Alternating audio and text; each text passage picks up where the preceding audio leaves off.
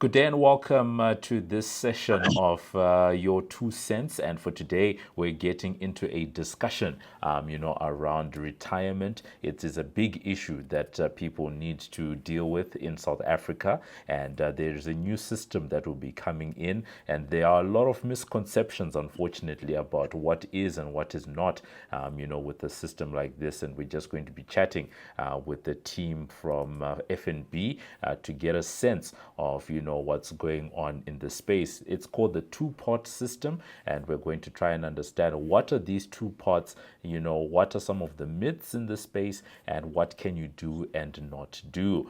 To make sense of what's going on and to give us a guide, we are joined by Samukelo Zwane, who is from FNB, to give us some insight. Samukelo, greetings to you today. Greetings to you, MG, and greetings to the listeners. Thank you for inviting me to the podcast. I think where I want us to begin for today, right, is to get a sense of what's actually going on in the space. And I'll start off by saying that a lot of people think, the two-pot system, it's going to be free money. That's going to be, coming on, on board for people out there, right? Is that the case? What are these two pots, and how does it differ from what's actually been happening up until now? Thank you, MG, and thank you for giving us this opportunity to demystify the two-pot system.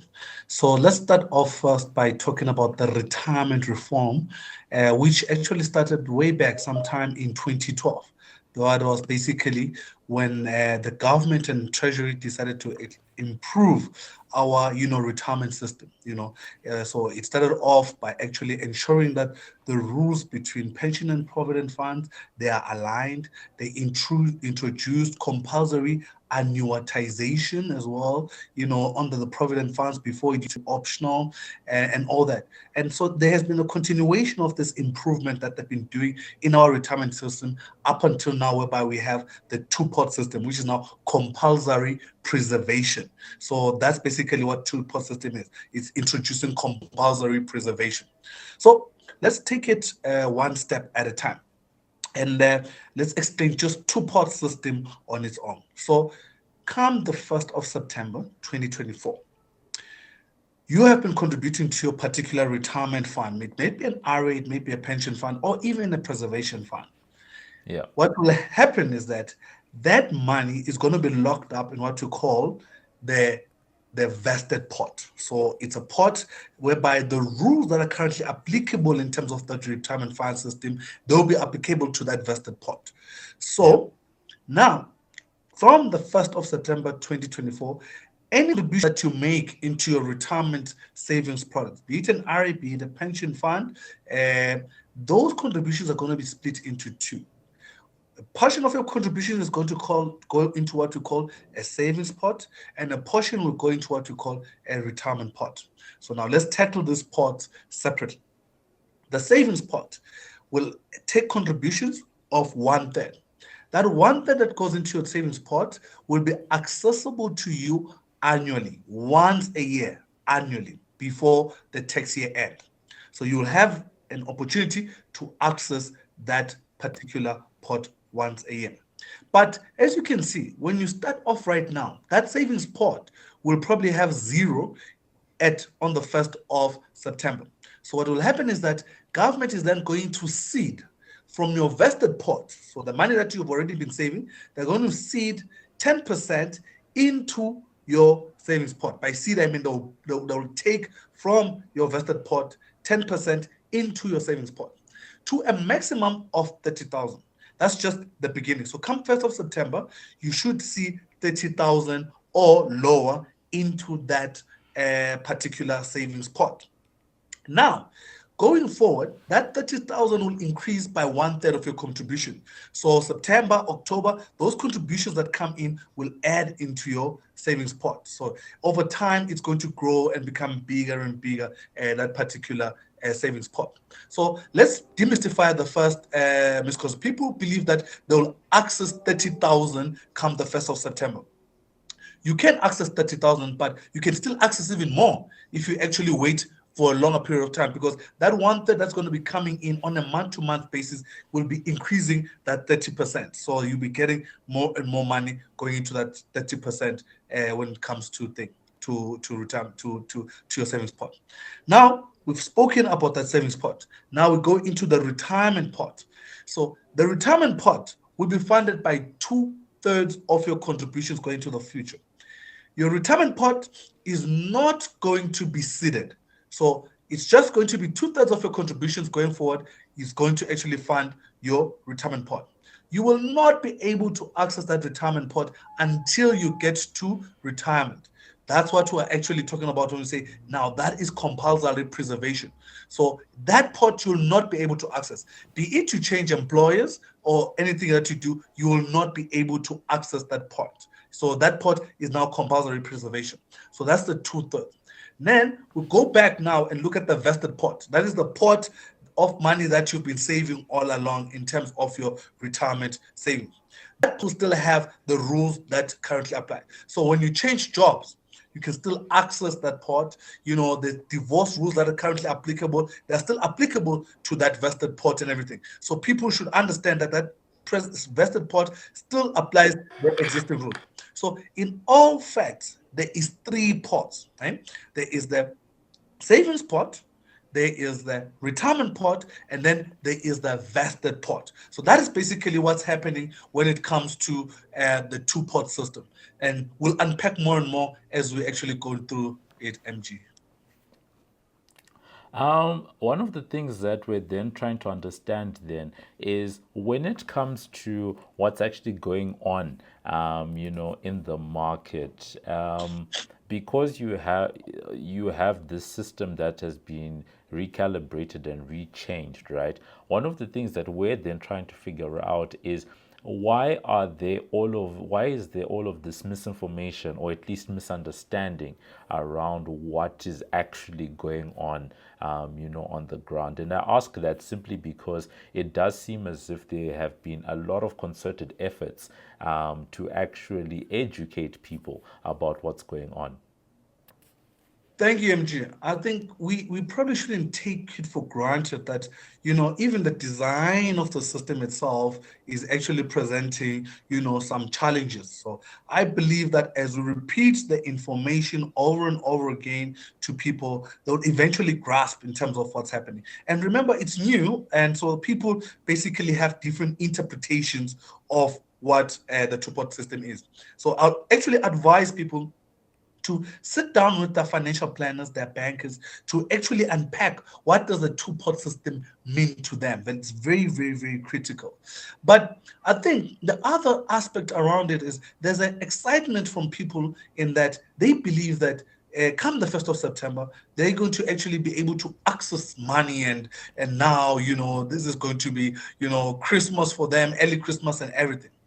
As much as that comes in, whereby people can access money, and you can imagine, MG, when somebody's going to access money, the information that's being peddled around is going to be, lots of misinformation that comes in because there's also excitement, that's, the irrational behavior of human beings. So that's basically that's creating a lot of stories around two pots. But as financial services experts, we need to just reinforce what does it mean, and secondly, we need to reinforce as to what does accessing your money imply. Why was it going to affect you when it comes to retirement? So let's go back. Why did government actually do the two pot system? The first thing is that South Africans, in general, less than 10% of them are able to retire comfortably. So, and one of the biggest reasons is that as well, like less than 10% of the people do not preserve when they actually change jobs. So people do not do preservation. So you find that 90% of the people who change jobs, they actually take up their money. So that is the challenge that we currently have. So the first thing that National Treasury and the government was trying to address was to introduce some element of preservation so that people, when they get to retirement, they at least have sufficient income for them to sufficient retirement savings to draw a decent income in retirement, which will reduce the burden on the state in terms of the states taking care of people when they are in retirement. So that's the first thing. So now, as you can imagine, we're going from a 10% preservation rate to 100% preservation rate on 2/3 of all your future savings. That will definitely improve, the outcomes of people when they get to retirement. So that's the first thing. So our retirement system as a whole is going to improve over the next 10, 20, 30 years, as people who come in will actually not be able to access their retirement savings, which is very good in that regard. But the second aspect that government was actually trying to address was that during the COVID pandemic, most people didn't have jobs or lost their jobs, or their jobs were not paying. And yet they had some retirement savings. So then, given that thinking, government said, listen, I would love to actually change the system in terms of my retirement to actually enable liquidity so that people, in the event that they do not have any other, income to actually rely on, or any other sources of income, they can actually use that 1/3. And once again, should be your last resort. So they can use that 1/3. So now, as you can imagine, every year when you contribute into your retirement product, be it a retirement annuity, pension fund, a portion of it goes into this, savings pot. 1/3 goes in there, which means you always have that liquidity, So then what they've done is they've enabled compulsory preservation as well as liquidity in the event that you actually are in dire strain and you need to use this amount of money. So we are actually in a better off situation going forward with the system being introduced. So South Africans will retire in a much better position going forward. And at the same time, when they actually have exhausted all means of trying to get help in terms of, money and all that, they can actually tap into that. So what people are probably going to do, the rational behavior, is to contribute more to your retirement product, because now you know that a portion goes towards liquidity. In the event I'm struggling, then I can be able to access that liquidity portion. But that should be your last resort. At the same time, you are actually improving the amounts that you actually be able to access when you get to retirement. So that's the beauty around this two-pot system. And I think this information needs to actually filter down to everybody, that the two-pot system is basically going to help us as a nation, as well as help, individuals as well, with regards to their outcomes when they get to retirement. One of the things that I'm then keen to understand, Samukelo, is we have a situation where there are different buckets when it comes to retirement. A lot of people, I think you mentioned it earlier on, actually just don't have retirement savings in place.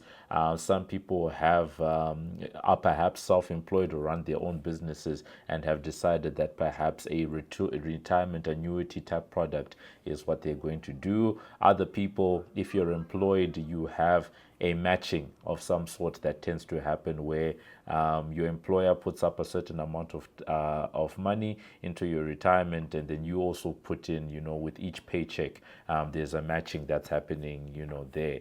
One of the things I'm then keen to understand is, with the two-pot system, does it fundamentally change anything from that point of view, or do we at least continue to see some of those same things, going on? And I guess the question I'm asking is, for the ordinary person, are they electing to get into this? Are they ticking a box somewhere? Are they going to be signing papers from their financial planner, or at the new job to say, hey, there's this new thing, or is it all just automatically happening for us? Thank you, MT. That's a very, very good question. Eh? And I think it's quite, excuse me, it's quite critical for people to actually understand those dynamics. First and foremost, two-pot system, when it comes in, you will need to apply to your pension fund or product to actually get access to that 1/3 if you need it in the event. So the trigger in terms of getting this money will come from you. You'll need to actually go through. And most of these financial services companies are actually setting up systems, their apps, their online systems, to enable you to say, listen, I'd love to actually do a withdrawal. And then that will filter through the system, and then you'll get processed, and then you'll get the money. So it's not going to be automatic. What's going to be automatic is basically getting the seeding into your savings pot, and then your future contributions of 1/3 going to your savings pot and 2/3 going to your retirement pot. that is going to be automatic because the retirement system is changing in that regard. So the retirement funds are going to actually implement that. But when you need to access that money, it needs to be a trigger from your side to say, listen, I would love to access my savings pot this year and all the stuff. So that's basically what's going to happen come the 1st of September. And the other thing that we need to demystify as well, MG, is that it will not be automatic. Remember, the pension funds, they usually get the balances on the previous month's pension, maybe 5 or 10 days after month end. So you might find that in your savings pot, you have zero for the first 10 days because they still don't have a balance to actually know how much they can actually seed into your savings pot. So those are the technicalities that might happen. And then after 10 days, then you will see that I've got 30,000 into my savings pot. And then over the future, then it will accumulate using that 1/3 of contributions going forward into the future. So people should not expect that immediately when it's 1 past 12 on the 1st of September, that they will be able to go and click on a system and then get money.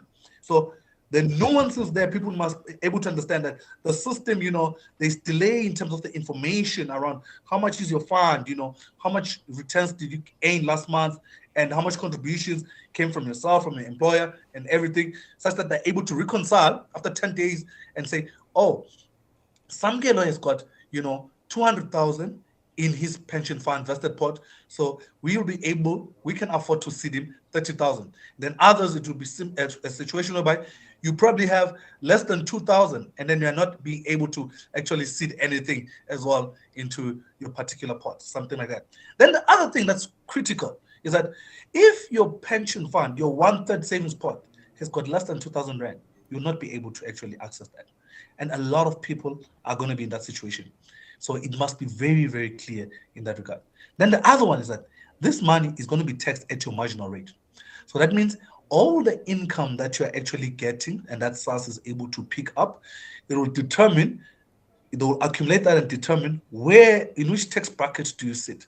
And then once they determine that, then they'll apply your marginal tax bracket onto that. So highly likely that those who are expecting to get 30,000 will get less than 30,000 because of that.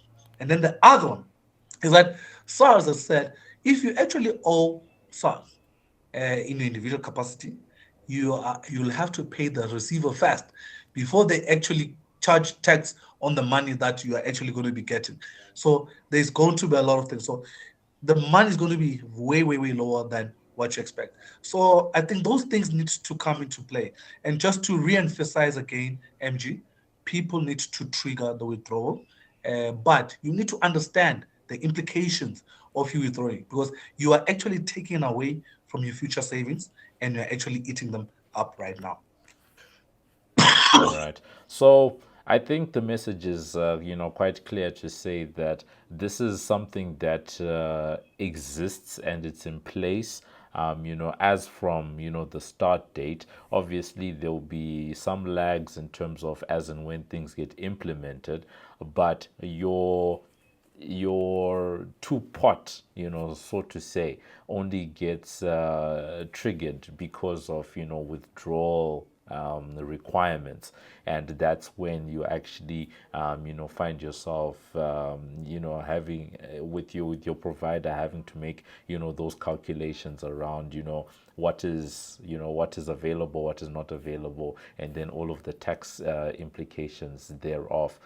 So very interesting from that side. But one of the other things then is what type of engagement do you think people should be having, with their banks right now, or their, retirement providers? If I am, an ordinary person and I'm, interacting with, let's say, a bank such as yourselves as FNB, what are the questions I should be asking? What type of person am I talking to? Is it just financial planners? And are there any? Because we know banks tend to have solutions, in place when it comes to various aspects. Are there any types of products that are there, or is it just simply having a conversation with your planner just to understand what your money is looking like right now? Thank you. I think that's a great question, MG. And I think the first thing that you probably want to do, and the type of information that we're actually peddling out there, is to show people the impact of withdrawing that one third. In terms of if you're withdrawing it once off, you're withdrawing it annually, what is that impact on your future retirement? How much reduction are you going to have in your future retirement lump sum save? So people need to have that idea before you actually even decide to take that money. So when you engage with our bankers, who are now financial advisors, by the way, they're able to give you this information. They'll actually be able to tell you this is actually going to be the implication when you actually get to retirement if you actually start withdrawing your money right now. So that's the first thing. Then the second aspect is that you need to look at yourself from a holistic financial planning perspective in order for you to actually have a healthy financial outcome. So, what do we mean? That when we look at our clients, we say, in order for you to fit properly into the different financial planning buckets, you need to start and have a disciplined way of engaging with money. The first thing is you need to pay off, bad debt. If you've got bad debt, try and pay off and reduce that bad debt. Why do we say that? Because if you reduce bad debt, you are actually freeing up money for you to be able to actually save for a longer term and all that stuff. So number one, that's the type of engagement that you're going to be having with your, banker or financial planner. Then number two, you need to have money for emergency savings, so emergency purposes. So you might have, we usually advocate for 3 months salary being saved aside so that you're able to tackle those emergencies.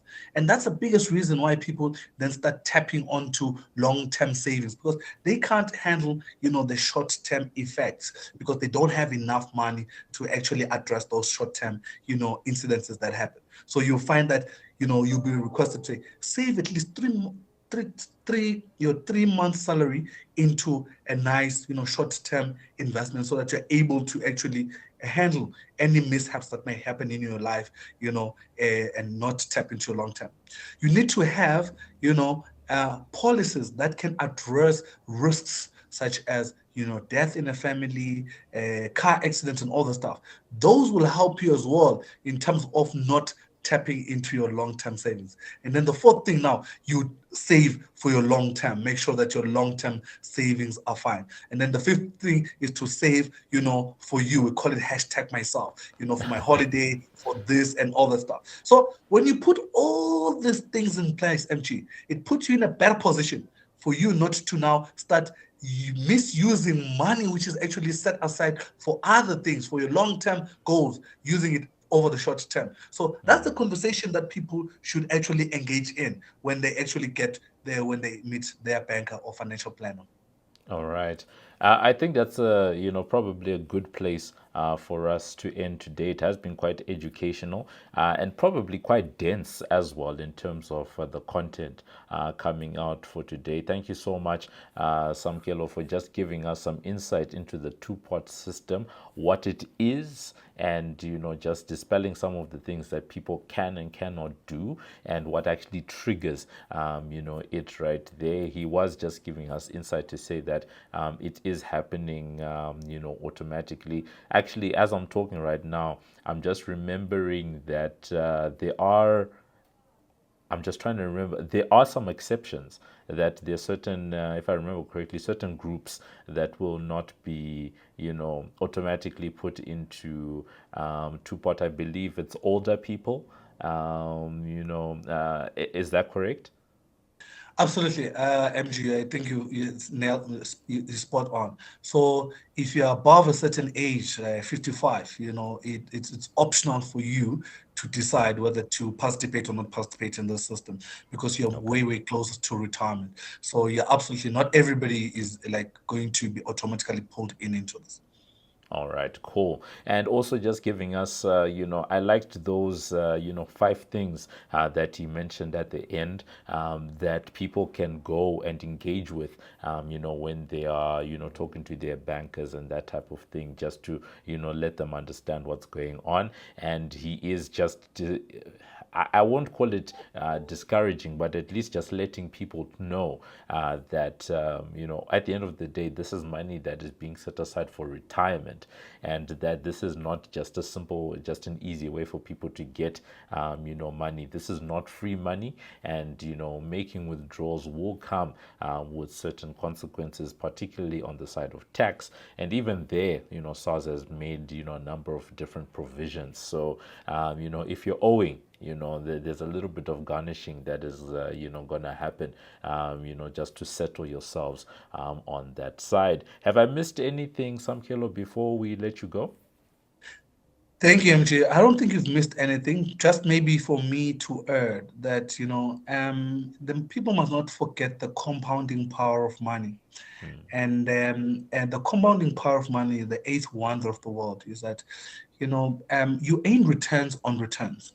And the bigger returns you have the bigger the savings. So I'll give you an example. If you are saving for a 25-year goal, and you're contributing towards that goal, let's call it a retirement goal over 25 years. If you're contributing constantly towards that goal, over the 25-year period, the money that you get at the end of the 25-year period, 80% will be coming from compounding, and only 20% will be coming from, the actual contributions. So if you actually take away some of your contributions and actually withdraw, what happens is that you're reducing the compounding effect of your money. So very, very important for people to actually use that and make sure that they benefit from the compounding power, which actually accumulates and becomes bigger over time. And then the bigger the investments that you have, the more returns on returns that you earn. So we encourage people to actually try and think of other means before they actually tap into their one-third saving through the retirement pot system. So that's it. That's where we end off, on that point about what some people call the eighth wonder of the world, compounding. And that's just an encouragement from the side of Samkelo, just to say, try and keep your money in there as much as possible, just so that, over time you reap the full benefits of what compounding can do for you. That's it for this edition of Your Two Cents. Thank you so much. We're in conversation with Samukelo Zwane, who is from FNB. Samkelo, thank you so much for being with us today. Thank you, MT, and thank you to the listeners. And hopefully people will engage their financial advisors, engage their bankers, and they'll exhaust all other options before they tap into their savings pots. Thank you.